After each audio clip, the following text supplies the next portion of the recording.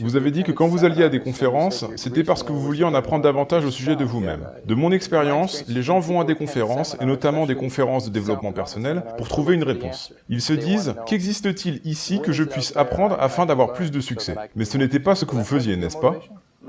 Non, pour moi c'était différent.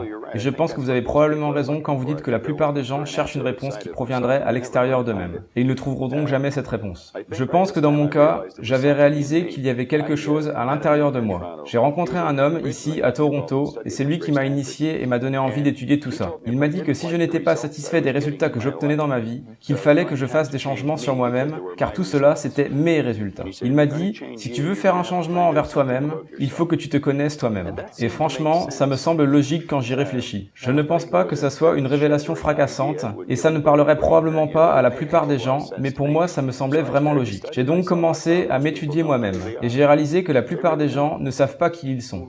Que voulez-vous dire? Du genre, je connais mon nom, je connais mon âge? Oui, mais ça, ce n'est pas vous. Si vous demandez à une personne lambda qui elle est, elle va vous indiquer son nom, du genre « je suis Bob Proctor ». Mais ce n'est pas qui je suis. Les mots Bob et Proctor, ce sont deux mots que mes parents m'ont donnés, et c'est ce qu'on appelle mon nom. Mais ce n'est pas moi, c'est juste mon nom.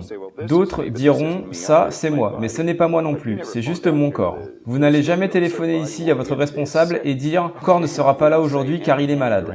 On ne dit pas « je suis main » ou « je suis jambe », mais on dit « c'est ma main, ma jambe, mon corps, mon nom ». Donc qui suis-je? C'est une question intéressante, et je pense que si quelqu'un commence à étudier la question et cherche la réponse, il va la trouver. Vous voyez, je pense que nous vivons simultanément dans trois plans de compréhension différents. Nous sommes des êtres spirituels, nous avons une intelligence, et nous vivons dans un corps physique. Mais parce que nous manquons d'ouverture d'esprit ou de compréhension de qui nous sommes complètement bloqués dans un monde physique, et nous laissons des choses à l'extérieur de nous contrôler. 95% de la population ne font que réagir à la vie. Ils ne vivent pas vraiment. Pourriez-vous nous dire quelles sont les barrières qui empêchent le succès? Oui, bien sûr, il existe deux barrières principales, et le mot succès est un mot assez drôle. Nightingale a donné une très bonne définition du mot succès. Il a dit « Une personne a du succès si elle sait où elle est, si elle sait où elle va, et si elle se dirige progressivement dans cette direction. » Il a dit que le succès était la réalisation progressive en direction de cet idéal. Toute personne qui a un but et qui se dirige vers ce but est une personne qui a du succès. La plupart des gens pensent que le succès signifie avoir beaucoup d'argent. Et c'est vrai que vous pouvez avoir beaucoup d'argent si vous avez du succès. Mais ce n'est pas ce qui définit le succès. Par exemple, je ne pense pas que Mère Teresa avait beaucoup d'argent, mais c'est une femme qui avait beaucoup de succès. Donc on parlait des barrières du succès. Oui, il y en a plusieurs. Je pense qu'il existe deux barrières. La première, c'est notre conditionnement, le conditionnement qui a pris place dans notre subconscient depuis la plus tendre enfance. La seule chose que nous pouvons faire, c'est d'agir et de parler de la même façon que les gens qui nous entourent. C'est pour cette raison qu'on a appris le langage qu'on connaît. Mais s'il y avait 10 langages différents dans notre maison, nous aurions appris ces 10 langages sans aucune difficulté. Nous n'utilisons qu'une seule langue, c'est donc la seule que nous avons appris. Puis nous grandissons et nous nous disons « Oh, je pourrais apprendre une autre langue ». Nous pourrions en apprendre 100 autres si nous le voulions. On peut tout faire, mais je pense que nous avons un conditionnement très puissant et généralement il est basé sur de mauvaises croyances. Ça, c'était pour la barrière qui se trouve à l'intérieur de nous. La barrière extérieure, c'est notre environnement. Nous avons pour habitude de nous comporter de la même façon que tous les gens autour de nous. Et quand vous y réfléchissez, ce comportement est très parlant, car si vous étudiez les statistiques, 95% des gens passent toute leur vie sans réellement vivre la vie dont ils auraient aimé vivre. Savez-vous que 95% de la population dans ce pays, disons même en Amérique du Nord, qui est le continent le plus riche de toute l'histoire du monde, ces gens travaillent de façon productive pendant disons 40 ans sur leurs 65 ans d'âge, et au final ils n'ont quasiment plus d'argent. Il y a forcément quelque chose qui ne tourne pas rond. Seulement 5% des gens réussissent à être dans une situation financière confortable ou financièrement indépendant. Êtes-vous en train d'essayer de nous faire déprimer? Évidemment que non. D'ailleurs, je trouve que c'est une idée très excitante. Car l'idée qui se cache derrière ça, c'est que tout le monde peut gagner. Vraiment tout le monde. Et si nous commençons à étudier les statistiques, je pense que nous pouvons tous conclure qu'il faudrait mieux que chacun réfléchisse de lui-même plutôt que de suivre tout le monde. La plupart des gens trouvent un travail, puis ils regardent autour d'eux et voient que tout le monde font leur travail, alors ils font de la même façon. Ils devraient s'arrêter un instant et se poser la question, n'existerait-il pas une meilleure façon de procéder? Ne devons-nous pas nous adapter au système afin de ne pas nous démarquer, par risque de perdre notre travail, de nous faire virer ou de faire des vagues?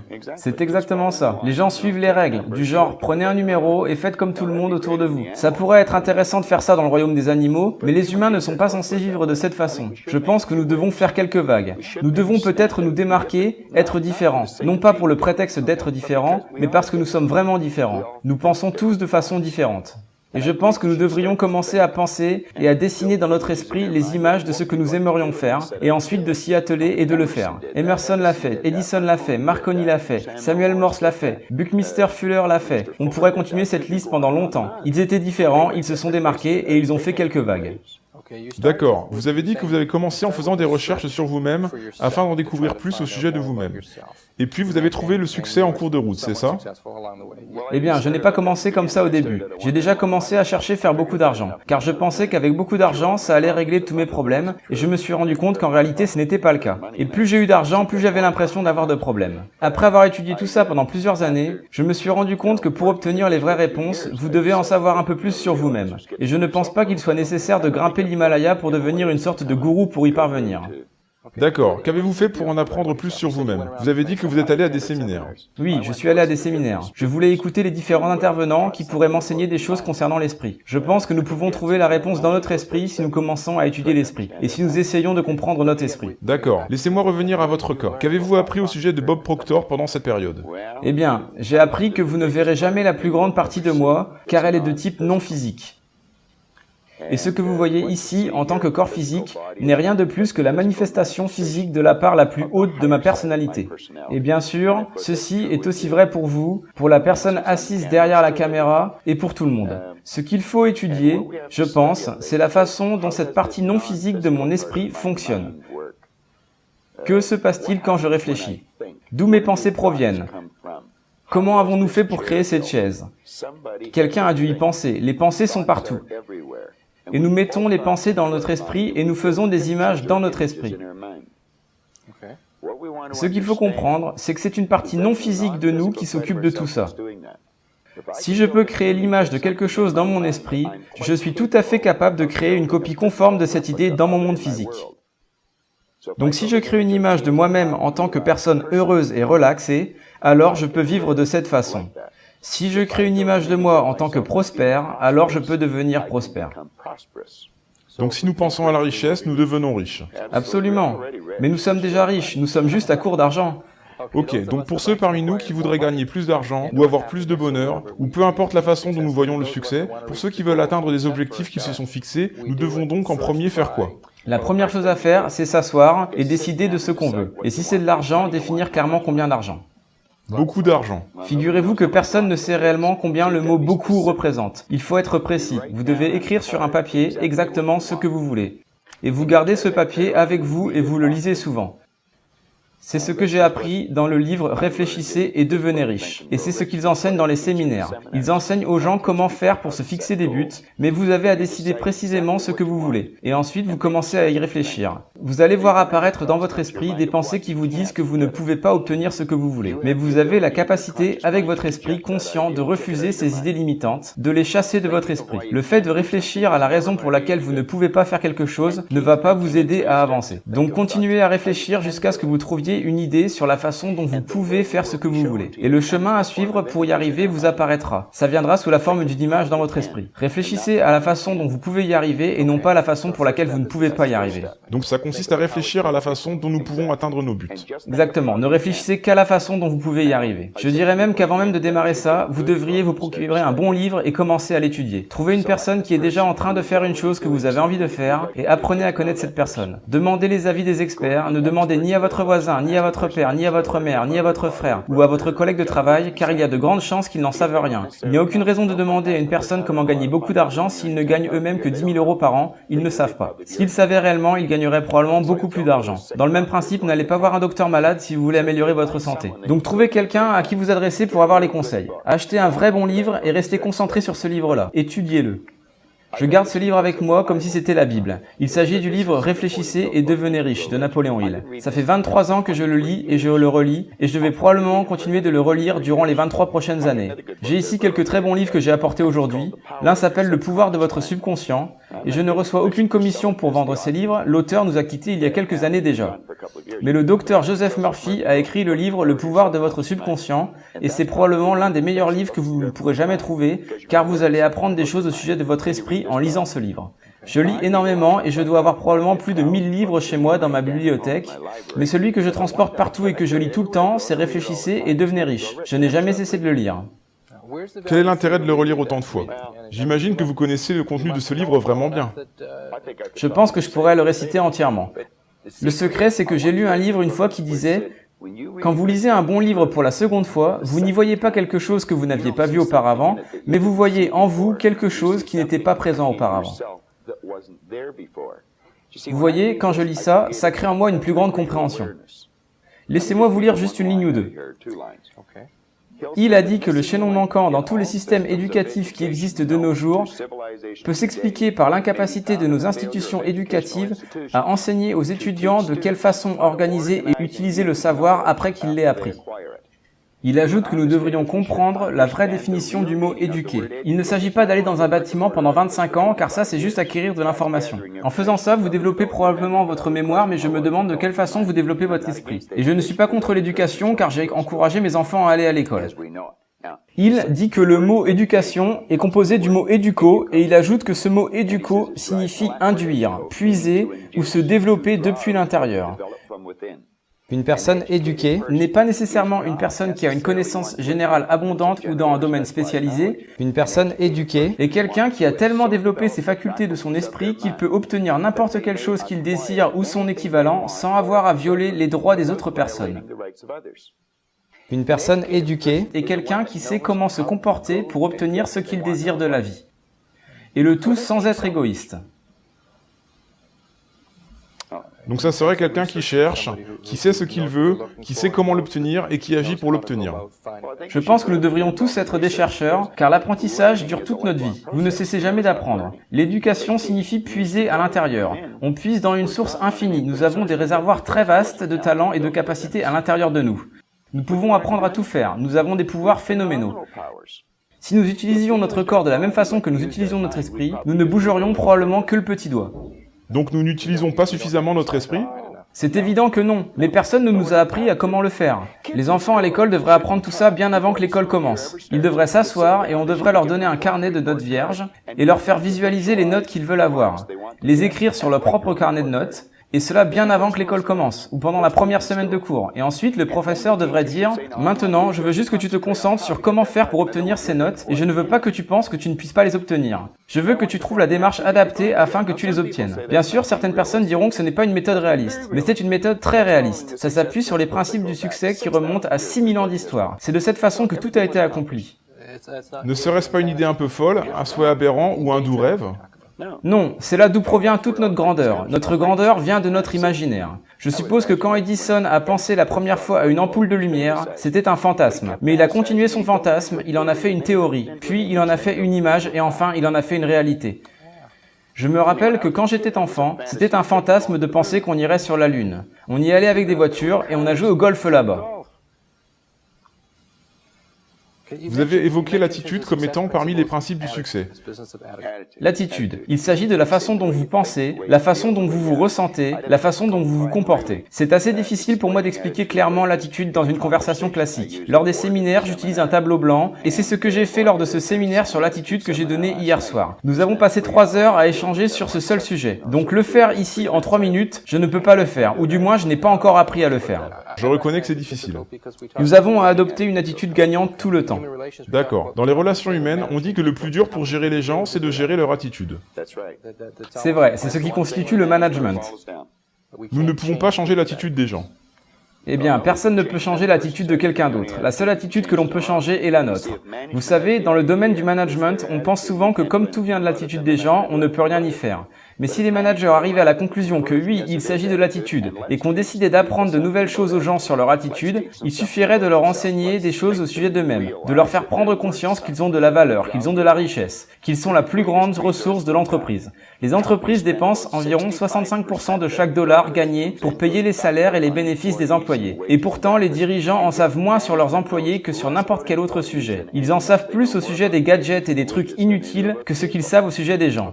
Donc vous suggérez que nous développions une attitude gagnante. Pouvez-vous définir ce qu'est une attitude gagnante? Eh bien, laissez-moi faire une digression pendant quelques secondes. Tout l'univers fonctionne sur des lois. Il existe une loi appelée la loi des opposés, également appelée loi des polarités. Chaque chose a son opposé. Il y a le côté droit, le côté gauche. Il y a devant, derrière, haut, bas, chaud, froid, positif, négatif, yin, yang. Vous savez, vous pouvez penser de façon négative ou penser de façon positive, mais vous ne pouvez pas penser les deux en même temps. Vous ne pouvez que penser d'une façon à la fois. Et nous devons entraîner notre esprit à penser ou à chercher ce qui est positif ou les choses qui sont bonnes. Il y a du bon dans toute chose. Il n'existe rien qui soit 100% mauvais. Et dans le cas d'une crevaison ou d'une panne, il y a quelque chose de bon dans cela. Il y a toujours quelque chose de bon dans tout sujet. Vous aurez peut-être à chercher pour trouver ce qui est bon, mais il y a quelque chose de positif dans toute chose. Il doit y avoir du positif et du négatif dans toute chose afin que cette chose puisse exister. Il existe une loi qui a engendré cela, et la science a pu l'expliquer. À partir du moment où l'on comprend qu'il existe cette loi des opposés, qu'il y a des pensées négatives et des pensées positives, lorsque ce flux d'énergie se répond dans notre esprit, nous décidons la façon dont nous allons penser. Les personnes qui sont au chômage peuvent décider de penser « je ne peux pas trouver un travail » ou ils peuvent décider de penser « je peux trouver un travail ». S'ils pensent qu'ils vont en trouver un, alors ils vont commencer à attirer vers eux un flux de pensées pour les aider à trouver une solution pour trouver du travail. Vous devez vraiment comprendre la façon dont notre esprit conscient et notre esprit inconscient fonctionnent en rapport avec notre corps et notre monde physique afin de comprendre quelle attitude adopter. L'attitude devrait être une matière enseignée à l'école bien avant la lecture, l'écriture, l'arithmétique ou quoi que ce soit d'autre. Car c'est l'attitude d'une personne qui va déterminer quelle note elle obtient. D'accord. Et peut-être que l'on peut lier ce sujet de l'attitude avec le business de l'image de soi-même dont vous avez parlé. Eh bien, quand nous avons parlé des principes qui mènent au succès, et je disais qu'il faut avoir une attitude gagnante, il faut que vous fixiez des objectifs, puis vous devez travailler sur votre image de vous-même. Concernant la façon dont nous construisons les images dans notre esprit, le docteur Maxwell Maltz a découvert le concept de l'image de soi, et il l'a décrit de la façon dont nous le connaissons aujourd'hui. C'était en 1960. Il était chirurgien esthétique. Et il a réalisé qu'en opérant des gens, il pouvait par exemple leur enlever une vilaine cicatrice sur le visage. Et il a remarqué que parfois, après avoir enlevé la cicatrice ou par exemple refait le nez, il y avait un grand changement psychologique qui avait lieu chez le patient. Ça peut être ou non interprété comme cela, mais le patient pouvait devenir glorieux ou sociable. Et il a conclu que nous devons avoir deux images de nous-mêmes, une image extérieure et une image intérieure de nous-mêmes. Il a alors étudié ce sujet et a écrit un superbe livre qui s'appelle Psycho-Cybernetics. Le terme psycho voulant dire l'esprit, et la cybernétique, c'est la science du contrôle et de la communication. Il parle donc de ça et il explique comment chacun d'entre nous a une image d'eux-mêmes dans leur esprit. C'est ce qu'on appelle l'image de soi. Trop de gens ne savent pas grand-chose au sujet d'eux-mêmes, donc ils ne développent pas une bonne image d'eux-mêmes. Et vous pouvez souvent voir des gens qui sont timides, qui restent à l'écart, qui ne vous regardent pas dans les yeux, qui regardent par terre ou en hauteur. Ces gens ne vont jamais essayer de faire quoi que ce soit qui pourrait avoir un grand impact, car ils pensent qu'ils en sont incapables. Ils ont une piètre image d'eux-mêmes. Et donc c'est en partie car à l'école on nous a dit que nous ne pouvons pas faire quelque chose de bien, qu'on échoue ici ou là, qu'on a des mauvaises notes, etc. Oui. Je pense que le principe du test du QI ne nous a vraiment pas rendu service. Avec mes respects, mais comme c'est vous qui évoquez le sujet de l'école, Alfred Binet, le Français qui a inventé le test du QI lors du siècle dernier, et nous l'avons ramené de Stanford jusqu'à chez nous, et cela teste l'intellect d'une personne puis ça les étiquette en tant que bon parti ou intelligent, mais ce n'est pas vrai. Nous pouvons changer le QI de quelqu'un en changeant l'image d'eux-mêmes. Mais en effet, si on nous dit que nous ne sommes pas bons, ou la phrase classique « tu es comme ton père », ou « tu es un idiot », ou « tu n'y arriveras jamais »,« tu ne vas pas à l'école »,« tu ne peux pas réussir », tout ça c'est faux. On peut tout réussir à faire. Nous devrions encourager un enfant, lui donner un coup de pouce plutôt qu'une gifle. Donc que pouvons-nous faire? Dans une certaine mesure, la plupart d'entre nous avons des difficultés avec le principe de l'image de soi-même. Est-ce juste de dire ça? Nous avons tous une image de nous-mêmes. Diriez-vous que la plupart d'entre nous avons une image négative de nous-mêmes généralement? Disons que nous pouvons tous améliorer l'image de nous-mêmes. Peu importe si votre image est déjà bonne, vous pouvez encore l'améliorer. Comment faire pour l'améliorer? Donnez-moi un exemple précis. Comment faire en sorte de créer une image de soi qui soit plus positive? Une fois de plus, il nous faudrait un séminaire d'une journée complète. Mais si je devais vous donner juste une astuce très simple, la voilà. Il faut que la personne s'assoie et crée un état de relaxation totale dans son corps. Et ensuite commence à visualiser dans leur esprit afin de se voir de la façon dont elle a envie de se voir. J'imagine que ça peut nécessiter un peu d'entraînement, je veux dire afin d'avoir une idée de comment nous voulons nous voir. Peut-être qu'on ne sait même pas de quelle façon nous voulons nous voir. Pensez à quelque chose de précis. Quelqu'un qu'on admire peut-être? Par exemple, oui. Ou un endroit où nous voudrions nous voir dans quelques années? Visualisez la façon dont vous voudriez vivre votre vie. Imaginez-vous en vivant déjà cette vie. Il faut que vous compreniez que c'est une image dans votre esprit. Quand vous ouvrez un livre, le livre n'est rien d'autre qu'une image que l'auteur a décrite à travers des mots. On a demandé une fois au grand artiste Van Gogh comment il faisait pour réaliser des choses si belles. Il a répondu « Je rêve mes peintures et ensuite je peins mes rêves ». Il obtient l'image dans son esprit et ensuite il la peint sur un mur ou un tableau.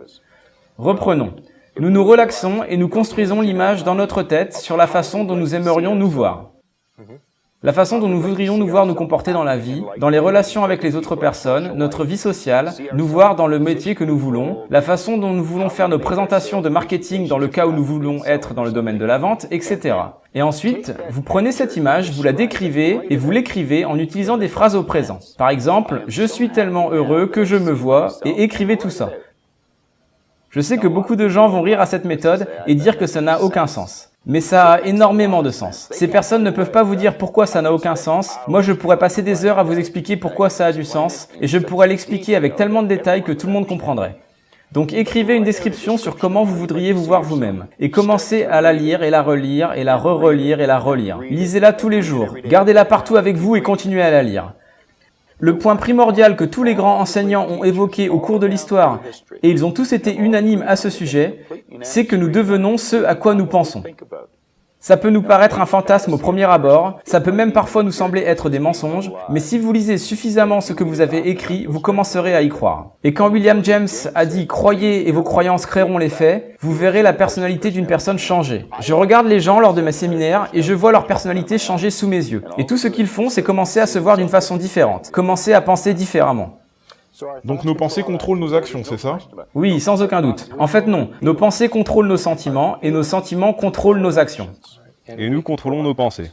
Oui, nous pouvons contrôler nos pensées.